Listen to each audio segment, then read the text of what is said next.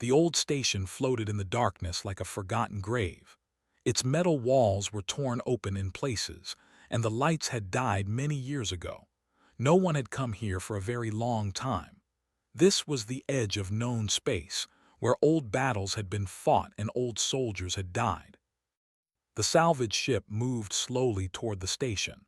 Its name was Horizon's Edge, and it carried a team of soldiers and scientists from 5 different species. They had come to collect artifacts from the ancient battlefield. The coalition wanted to study the old war, to learn from it, to put pieces in museums. Commander Vell stood at the front of the ship and watched the station grow larger through the window. He was tall and covered in blue scales that caught the light when he moved. His eyes were yellow and sharp like a hunter's eyes. He had led many missions before, but something about this place made him feel strange. There was history here, old history. "We arrive in 10 minutes," said the pilot through the speaker. Vell turned and walked to the cargo bay where his team was preparing. There were 12 of them in total. 4 soldiers, 3 specialists with their insect-like bodies and clicking sounds, 2 diplomats who moved slowly and spoke even slower, and 3 humans. The humans stood apart from the others, checking their equipment quietly. Vell had worked with humans before. They were strange creatures, not the strongest, not the fastest, not the by galactic standards, but there was something about them that made other species pay attention. Something in the way they moved, the way they watched, the way they waited. Sargent was the oldest of the 3 humans. He was a combat engineer, a man who fixed things and broke things depending on what the mission needed. His hair was cut short, and his face showed the lines of a man who had seen many battles. He did not talk much. He simply worked. Next to him stood Lieutenant. She was the tactical officer, quick with her mind and quicker with her decisions. Her eyes were always moving, always watching. She and had worked together for many years. They understood each other without words. The 3rd human was Corporal Han, young and eager. He looked at everything with wide eyes, excited to be on his first real salvage mission. He carried his rifle like it was made of gold. "All teams ready?" Vell asked as he entered the cargo bay. "Ready, Commander," answered. His voice was calm and flat like still water. The ship docked with the station and the team moved inside. The air was cold and dead. Their lights cut through the darkness and showed them the ruins of war. There were holes in the walls from weapons fire. Old machines lay broken on the floor, and in some places there were marks that showed where soldiers had fallen long ago. The weapons historian moved ahead of the group. His 4 arms held different scanning tools, and his compound eyes reflected the light in strange patterns. He was excited. This was exactly the kind of place he loved to explore. "This station was active during the border conflicts," said, his mandibles clicking between words. 300 cycles ago, humans defended this position against overwhelming forces. "Defended and lost," Vell said. "Defended and held for 47 days, corrected quietly. Then evacuated. The station was abandoned, not captured." Vell looked at the human but said nothing. He had not known that detail. They moved deeper into the station. Room by room, they collected artifacts. Old weapons, broken communication devices, pieces of ships, personal items left behind by soldiers who never returned. Each item was scanned, recorded, and placed in containers. Then found something different. He had gone into a small room at the end of a long hallway. When he came out, his clicking sounds were faster than before. He was excited. "Commander, you must see this," he said. They followed him into the room. It was a storage area, and most of it had been destroyed by time and damage. But in the corner, protected by fallen metal beams, was a suit of armor. It was human armor. The design was old, heavy, and angular. The metal was dark gray with patches of black where damage had been repaired. On the chest plate, faded letters could still be read, KR-7 Ironclad. Ran his scanners over the armor. "This is remarkable," he said. This suit is 347 cycles old. It should be dust by now, but it is mostly intact. Vel stepped closer. In culture, armor was replaced every 20 cycles. It was standard practice. Old armor was weak armor. Old armor got soldiers killed. He could not understand how this ancient thing had survived. "Is it functional?" he asked. "With repairs, possibly," said. "The core structure is solid.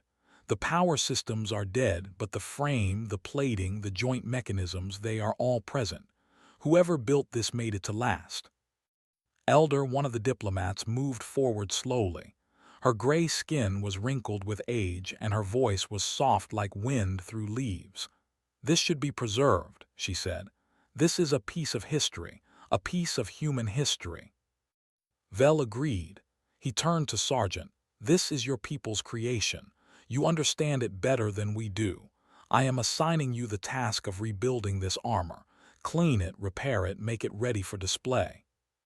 Walked toward the armor slowly. He looked at it for a long time without speaking. His hands reached out and touched the chest plate, feeling the metal under his fingers.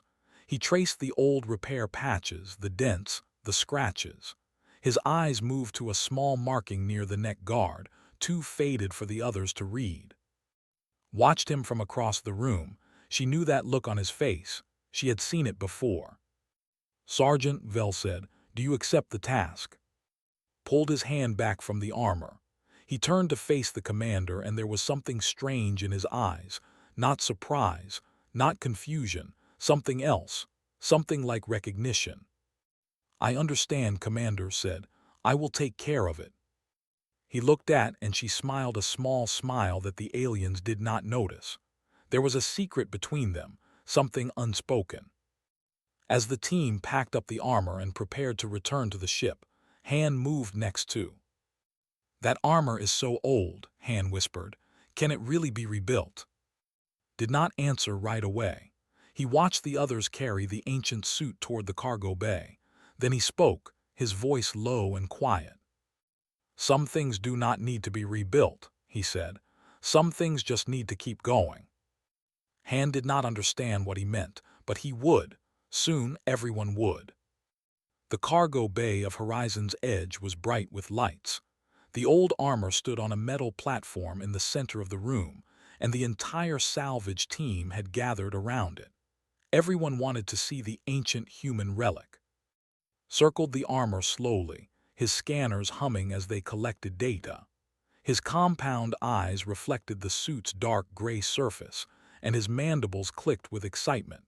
In all his years of studying weapons and armor, he had never seen anything like this. 347 cycles, he said again, as if he could not believe his own words. This is older than most species' entire space programs, older than my hive's recorded history. Commander Vel stood with his arms crossed over his chest. His yellow eyes studied the armor with confusion. "How is this possible?" he asked. "Armor degrades, materials weaken, systems fail, nothing lasts this long." Elder nodded slowly from her place near the wall. "The once-built things meant to last generations," she said. "But we stopped that practice long ago. It was considered wasteful to maintain old equipment when new equipment was available. The replace armor every 15 cycles," added. "Our technology advances too quickly. Old armor cannot keep up with new weapons." "Standard is 20 cycles," Vel said. "After that, the armor goes to recycling. Using old armor is against regulations. It is dangerous." Listened to them talk, and a small smile appeared on her face. She glanced at who stood quietly at the back of the group. He had not said a word since they returned to the ship. He just watched and waited. "I have a question," said a young officer with lighter blue scales than her commander. "Do humans still make this type of armor, the KR-7 model?" "The KR-7 was discontinued 200 cycles ago," answered, reading from his scanner. "Replaced by newer models with better technology. The last KR-7 should have been destroyed or recycled long ago." "Should have been," said quietly. Everyone turned to look at him. He pushed himself away from the wall and walked toward the armor. The crowd parted to let him through. "Sergeant," Vel said, "do you have something to add?" Did not answer. Instead, he turned and walked out of the cargo bay. The others watched him go with confused expressions. "Where is he going?" asked. Smile grew wider. "Wait," she said, "just wait." A few minutes passed. The team stood in uncomfortable silence, not sure what was happening. Then they heard footsteps, heavy footsteps, metal footsteps. Walked back into the cargo bay, but now he was not alone. He was carrying a suit of armor. He set it down on the floor next to the ancient one, and the metal rang out as it touched the ground. The two suits stood side by side like twin brothers separated by time. They were exactly the same. Same design, same shape, same heavy plates and angular lines, same dark gray color with black repair patches. On the chest of armor, the same faded letters could be read, KR7 Ironclad. The room fell completely silent. Moved forward, his scanners already working. His clicks became faster, more urgent. "This is not possible," he said. "This cannot be right." "What do your scanners say?" Vel asked. His voice was barely a whisper. 298 cycles old. This armor is 298 cycles old, and it is fully operational, all systems functional. Vel stared at. His yellow eyes were wide with something that might have been shock or might have been fear. "You still use this?" he asked. "This ancient armor, in active combat?" Nodded. "It was my grandfather's armor," he said. "He wore it for 60 years. Then he gave it to my father. My father wore it for 40 years. Then he gave it to me. I have worn it for 20 years. He paused. "It still works." Hand stepped closer, his young face full of wonder. "But how?" he asked. "How can armor last so long? How can it still function after all this time?" Ran his hand along the chest plate of his armor. "Because we take care of it," he said. "Because we maintain it. We learn every part, every wire, every bolt. When something breaks, we fix it. When something wears out, we replace it. The armor changes slowly over time, but it never stops working." He pointed to a patch on the shoulder. "My grandfather put this patch here after a battle on a moon I have never seen. The original plate was destroyed by an explosion." He pointed to another mark on the arm. "My father added this reinforcement after fighting in the colony wars. The joint was getting weak." He touched a spot near his heart. "I replaced this section myself 3 years ago. Plasma burn. The old metal could not be saved." "So it is not really the same armor," said. "You have replaced so many parts." Shook his head. "It is the same armor. The frame is the same. The core is the same. The spirit is the same. The parts change, but the armor remains." He looked at her with steady eyes. "When you replace a part on your body, do you become a different person? When you heal from a wound, are you no longer yourself?" Had no answer for that. Elder moved forward slowly. Her old eyes were wet with something that might have been tears. "This is beautiful," she said softly. "This is how my people once lived. We passed down weapons from parent to child. We believed that the spirit of the warrior lived in the blade." She looked at. "The forgot this. We chose convenience over connection." "The never understood this," admitted. His voice was quieter now, thoughtful. "We see equipment as tools. When a tool becomes old, you get a new tool. We never considered that a tool could become something more." Vel walked around the two suits of armor, studying them both, the ancient one from the station and's family armor. They were almost identical, separated by only 50 years, and yet's armor looked stronger somehow, more alive. "Your people are strange," Vel said finally. "You keep old things when new things are available. You repair instead of replace. You hold onto the past when you could embrace the future." "The past is not something to escape," said. "The past is something to learn from. My grandfather's battles taught him how to make this armor stronger. My father's battles taught him more. And my battles will teach the next person who wears it." "The next person," Han asked, "you will pass it down." When I am done fighting, said, this armor will fight again, with someone else inside it. Someone who will learn it, know it, trust it, and they will make it even stronger. Stepped forward and stood next to. I have my mother's armor on this ship, she said. KR-7 variant, 210 years old. 4 generations of women in my family have worn it. The aliens looked at the two humans standing together, surrounded by centuries of history that they carried with them into every battle. You ask me to rebuild the old armor, said Tavel. I will do it, but not for a museum. That armor deserves to fight again. It deserves to be passed down to someone who will use it. Vel was quiet for a long time, then he nodded slowly. Perhaps, he said, we have something to learn from you. The ship was quiet in the late hours. Most of the crew had gone to their rooms to sleep, but the mess hall still had a few people inside. The lights were dim, and the stars outside the window moved slowly as the ship traveled through space. Sat at a table near the window with a cup of hot tea in her hands. Private, the young human technician, sat across from her. He was eating something from a small container and reading reports on his tablet. The door opened and walked in. The young officer looked tired, but her eyes were still curious. She got herself a drink from the machine on the wall and then walked toward the humans. May I sit with you? She asked. Nodded and moved to make space.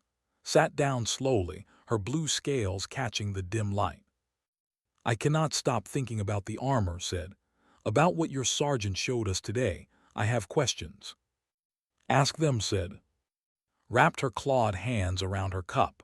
Why do humans do this? Why do you keep old things? In culture, keeping old equipment is seen as foolish. It means you cannot afford new equipment. It means you are weak. Put down his tablet. For us, it means the opposite, he said. Keeping old equipment that still works means you are smart. It means you understand what you have. It means you do not waste. But new equipment is better, said. New technology, new materials, new designs. How can old armor compete with modern weapons? Smiled. Let me ask you something. How long do soldiers train with their armor before going into battle? Thought about it. A few weeks, maybe a month if the system is complicated. And when you get new armor, you train again. Yes, every time. 20 cycles, new armor, new training. Nodded. Has been wearing the same armor for 20 years. Before that, his father wore it for 40, his grandfather for 60. That armor has over 100 years of battle experience built into it. Every adjustment, every modification, every repair was made because someone learned something in combat. She leaned forward. How many weeks of training do you think equals 100 years of real battle experience? Was silent, she had no answer. There is also something else, said. Something harder to explain. When you use the same equipment for a long time, it becomes part of you. You do not think about it anymore. You just move and the armor moves with you. Your body knows every button, every switch, every weight and balance. It is like breathing. You do not think about breathing, you just breathe. In his quarters, sat alone with both suits of armor. The ancient one from the station and his own family armor. He had removed the chest plate from the old suit and was examining the inside with a small light. The metal was worn but strong. Whoever had maintained this armor had known what they were doing. The repair work was clean and careful. This was not the work of machines. This was the work of human hands. Closed his eyes, and a memory came to him. He was 12 years old, standing in his father's workshop. The armor hung on a rack against the wall, and his father stood next to it with tools in his hands. Come here, his father said. I will teach you. Young walked closer. The armor seemed huge to him then, like a giant made of metal. This armor saved my life 17 times, his father said. It saved your grandfather's life 42 times. Someday it will save your life, but only if you take care of it. Only if you know it better than you know yourself. His father handed him a small tool. We start with the joints. The joints are the most important. If the joints fail, the armor becomes a prison instead of protection. For the next 6 hours, his father taught him how to clean, check, and repair the joints of the armor. By the end, Young's hands were sore and covered in grease, but he understood something new. The armor was not just metal. It was a living thing that needed care. "Your grandfather gave me this armor on the day I became a soldier," his father said. "I will give it to you when you are ready, and you will give it to your child after that. This is how we honor those who came before us. This is how we protect those who come after us." Opened his eyes. The memory faded, but the feeling remained. His father had died 8 years ago, but every time put on the armor, he felt his father's presence. He felt his grandfather's presence. He was never alone in battle. Back in the mess hall, Dr. Bora had joined the conversation. She was the ship's medical officer, a woman with kind eyes and a calm voice. She had been listening quietly, but now she spoke. "There is a psychological element to this," she said. "Humans form emotional connections with objects, especially objects that have history. When wears his armor, he is not just wearing metal. He is wearing the love of his father and grandfather. He is carrying their hopes, their experiences, their protection." "This is not logical," said, but her voice was uncertain now. "No," Bora agreed. "It is not logical, but it is powerful. In studies, human soldiers who use inherited equipment show lower stress levels in combat. They feel supported. They feel protected, not just by the equipment but by the people who used it before them." Elder appeared at the door of the mess hall. She moved slowly to their table and sat down with a heavy sigh. "I have been speaking with Commander Vel," she said. "He is troubled by what he learned today. In military culture, using old equipment is a serious offense. It suggests that the soldier does not trust their government to provide proper gear. It suggests disloyalty." "That is very different from human thinking," said. "Very different," agreed. "But I reminded Vel of something. I showed him the coalition military records. Do you know which species has the lowest rate of equipment failure in combat?" No one answered. "Humans," said. "By a significant margin. Human armor fails less often than any other species in the coalition. Not because it is better technology, because humans know their equipment. They maintain it. They notice problems before they become failures." "And the highest rate of equipment failure?" asked. "Looked at with gentle eyes. New armor every 20 cycles means soldiers are always learning new systems. They do not have time to truly know their equipment before it is replaced." Looked down at her cup. Her claws tapped against the metal surface. "I have lost friends in battle," she said quietly. "Their armor failed at critical moments, systems they did not understand, functions they had not mastered." "Would older armor have saved them?" Bora asked. "I do not know," admitted, "but armor they truly knew might have." The ship's alert system suddenly came to life. Red lights flashed, and a loud tone filled the air. "All hands to battle stations," Commander Vel's voice said through the speakers. "Unknown hostile vessels detected. This is not a drill. All hands to battle stations." The mess hall emptied in seconds. Everyone ran to their positions, their hearts beating fast and their minds racing.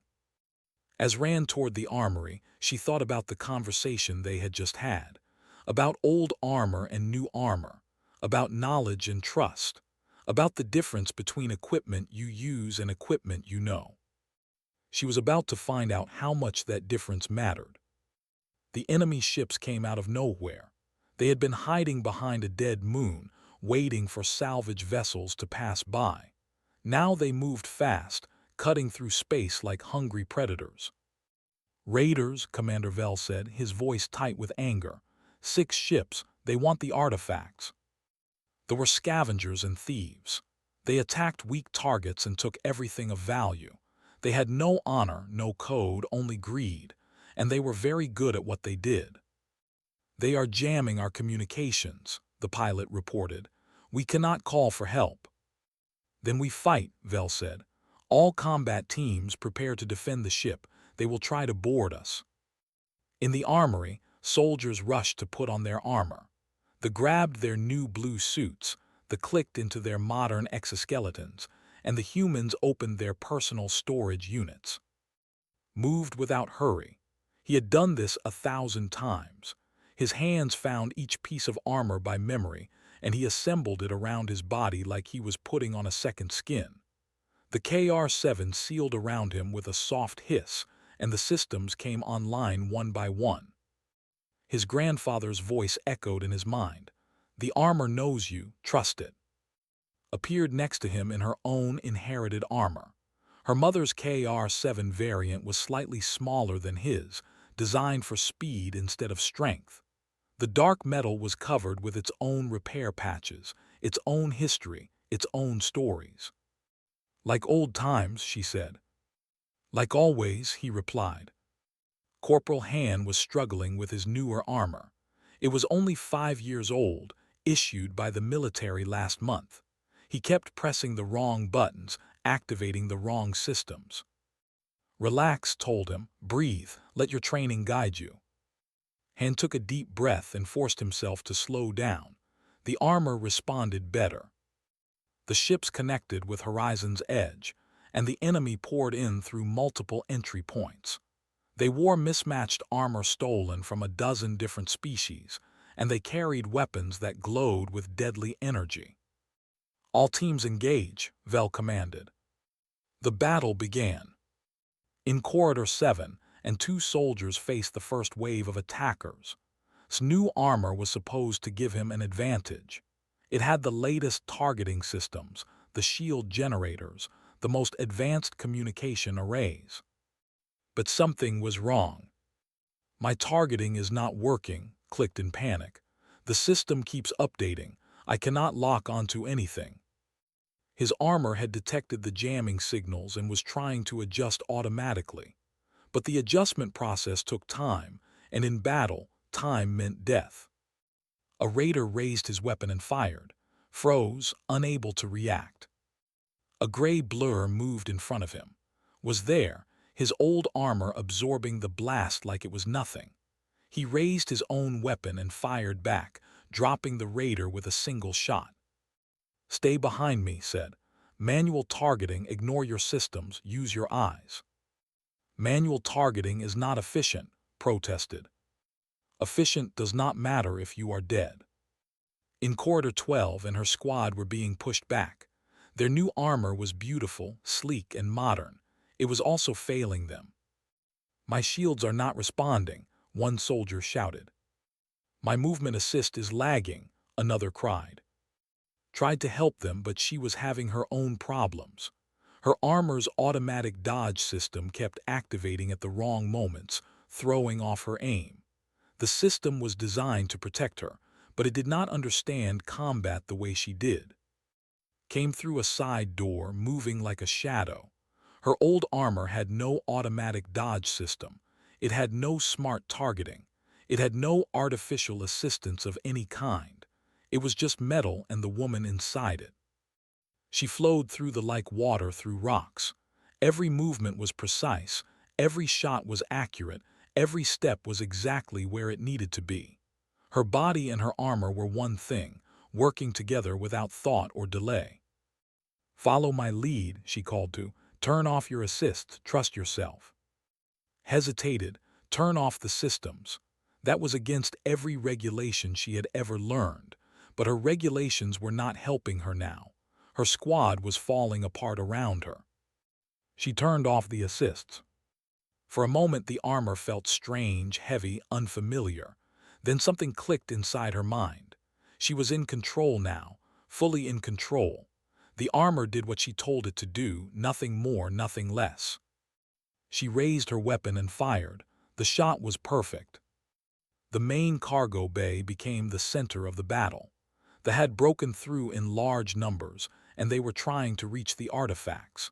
The ancient KR-7 from the station stood on its platform, surrounded by enemy soldiers trying to take it.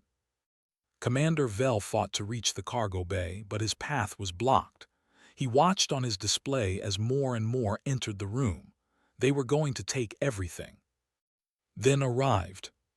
He came through the main door like a storm made of metal. His old armor moved with power and purpose, every step shaking the floor. They turned to face him, and for a moment they hesitated. There was something terrifying about this human in his ancient gear, something that felt like death walking toward them. Did not slow down. He hit the first with his armored fist, sending the raider flying across the room. He grabbed the second one and threw him into a third. His weapon came up and fired again and again, each shot finding its target.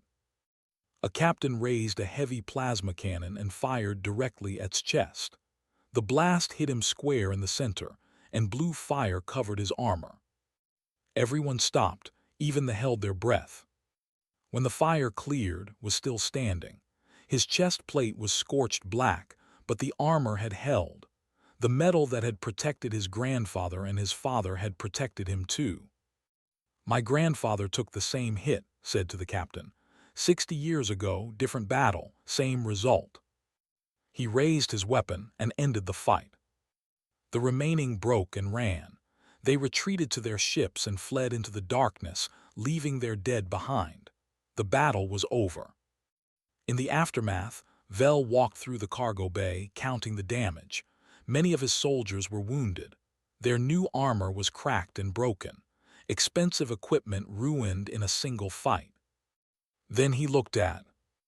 The human's armor was burned, dented, and scratched, but it was intact, functional, ready for the next battle. "How?" Vel asked. "How did your old armor survive that plasma blast? That should have melted through any personal protection." Touched his chest plate. Beneath the new burn marks there were older burn marks. Beneath those, even older ones. Layer upon layer of damage, repair, and survival. "Because this armor has taken that hit before," said, "and every time it was hit, someone made it stronger. Every weakness was found and fixed. Every failure was studied and improved." He looked at Vel with steady eyes. "This armor is 300 years of battle experience made solid. Your new armor is 3 weeks of factory testing." Vel had no response. He simply nodded and walked away to check on his wounded soldiers. Came to stand next to. Her armor was damaged too, but she was unharmed. Han asked. "Alive," she said. "Scared but alive, he is learning." "Good," said. "He will be ready someday." They stood together in the cargo bay, surrounded by the aftermath of battle. 2 humans in ancient armor, standing among the broken pieces of the future. The horizon's edge limped through space toward the nearest coalition station. The damage from the battle was serious but not fatal. The ship would survive. Most of the crew would survive too, thanks to the humans who had held the line when everything else was falling apart. In the medical bay, Dr. Bora worked through the night treating the wounded. Most of the serious injuries came from armor failures, systems that stopped working at the wrong moment, shields that failed to activate, joints that locked during combat. The new equipment had betrayed its users. The 3 humans had minor injuries, bruises, small cuts, nothing serious. Their old armor had protected them well. Commander Vel sat in his quarters, staring at his report. He had to explain to Coalition High Command what had happened. He had to explain why a salvage mission had turned into a battle. He had to explain why the humans had performed so much better than everyone else.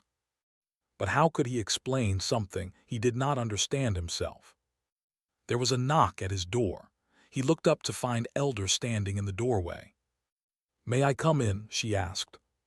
He nodded, and she entered slowly, her old bones moving carefully. "I know what you are thinking," she said. "You are trying to understand the humans. You are trying to fit them into your view of the galaxy." "They should not have survived," Vel said. "That plasma blast should have killed Sargent.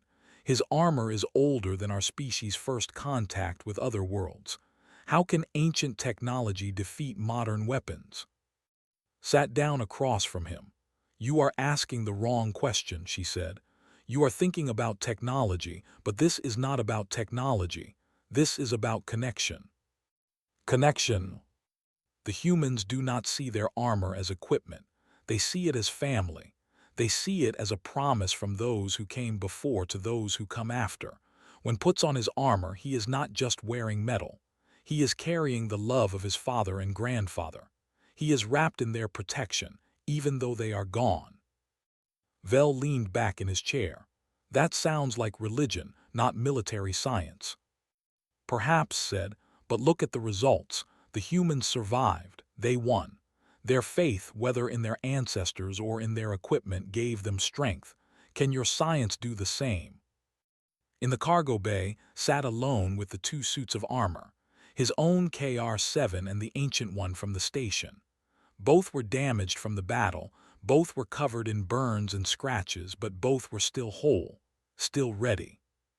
He had removed his own armor and was working on the ancient suit now, carefully cleaning the chest plate, checking the joints, examining every piece. The work was familiar, almost peaceful. His hands knew what to do without his mind telling them. As he worked, he found something he had not noticed before. Inside the helmet, hidden beneath a layer of old padding, there were words scratched into the metal. He pulled out the padding carefully and shined his light on the writing. The words were in Old Korean, written by hand long ago. To whoever wears this after me, I was sergeant. I served in the 3rd Earth Battalion. I was afraid every day, but this armor kept me alive. Take care of it and it will take care of you. Pass it on when your time is done. We are all links in the same chain. Read the words 3 times. Then he sat back and closed his eyes. Sergeant, he did not know that name from any history book. There was no record of this soldier, no memorial, no story. Just a name scratched inside a helmet, waiting 300 years to be found. But now knew him, now someone remembered. Sergeant opened his eyes. Han was standing in the doorway of the cargo bay, looking uncertain. Come in, said. Han walked over and sat down near the armor. He was quiet for a while, just looking at the ancient metal. I was scared during the battle, Han finally said. My armor felt strange, foreign, like it did not want to work with me. That is normal, said. You do not know your armor yet, it does not know you. How do I fix that? Handed him a cleaning tool. You start by spending time with it, not just wearing it, living with it. Cleaning it, checking it, understanding how every piece connects. You learn its sounds, its movements, its feelings, and slowly it becomes part of you. Han took the tool and looked at it. My father never taught me this. He died when I was young. I never had anyone to show me. Was quiet for a moment, then he spoke. Would you like me to teach you? Han looked up, surprise in his eyes. You would do that? We are soldiers, said. We take care of each other. That is what the chain is for. Those who came before teach those who come after. That is how we survive. 3 weeks later, Horizon's Edge arrived at Coalition High Command. The salvage was delivered, the reports were filed, and the crew was given time to rest. But Commander Vel had one more meeting to attend. He stood before the Coalition Council, a group of representatives from every species in the Alliance. They had read his report and they had questions. You recommend adopting human equipment philosophy, one counselor asked. You want us to stop replacing armor, to use old equipment. Not exactly, Vel said. I recommend studying how humans maintain their connection with their equipment. I recommend giving soldiers more time with their armor before sending them into battle. I recommend valuing experience over innovation. That goes against decades of military doctrine, another counselor said. Yes, Vel agreed. And that doctrine nearly got my entire team killed.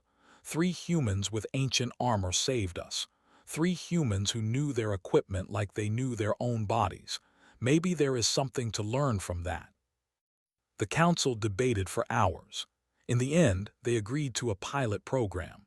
A small group of soldiers from different species would try the human way. keeping their armor longer, learning it deeply, passing it down if possible. They called it the Legacy Armor Protocol.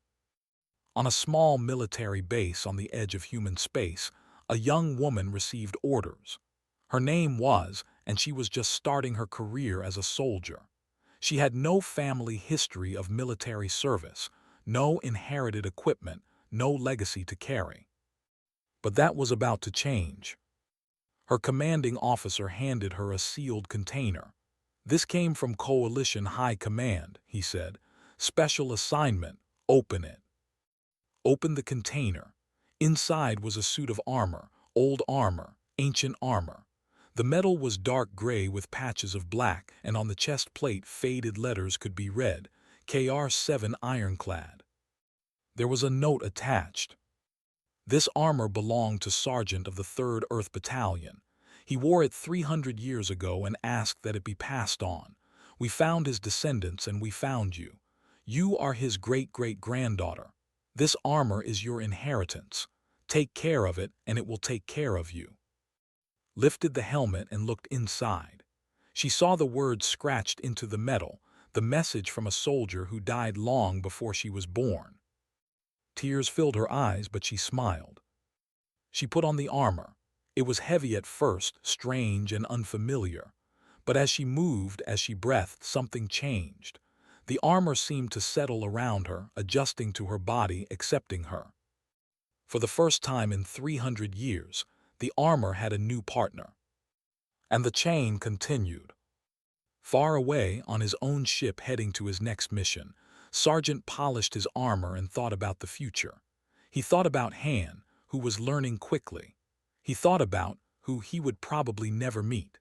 He thought about all the soldiers who would wear their family's armor into battle, carrying the love of those who came before.